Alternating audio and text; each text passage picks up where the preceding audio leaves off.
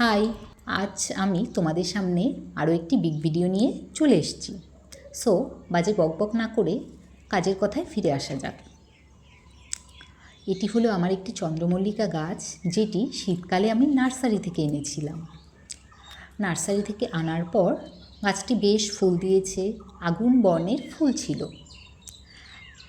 ফুল দেওয়ার পর আমি গাছটিকে মাঝখান থেকে কেটে দিয়েছিলাম।